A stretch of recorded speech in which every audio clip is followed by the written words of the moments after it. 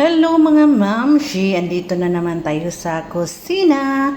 So ayan, marami na naman tayong kamatis. So mag-experiment na naman tayo. Or another tutorial na naman sa mga misis sa bahay. Hindi lamang ito para pang misis sa bahay, kundi pang kalahatan na. So tuturuan ko kayo kung paano natin gawin na makasave tayo ng kamatis. So ito, kung gusto nyong bilog, hugasan nyo muna, tapos ilagay sa supot. Tapos ilagay sa freezer.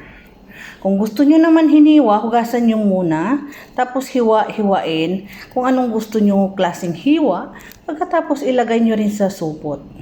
So, ganito na ngayon, mayroon na tayong na freezer. So, ito ay nagtatagal na ng 6 months sa freezer. So, ayan. Tigas na talaga siya. So, anong gawin natin dito?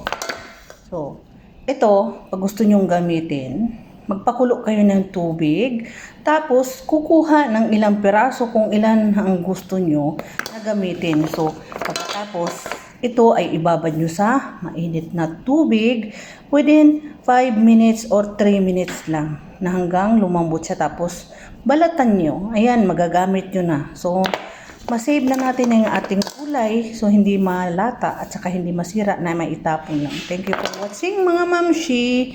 Good luck at sana may natutunan kayo sa ating mga video.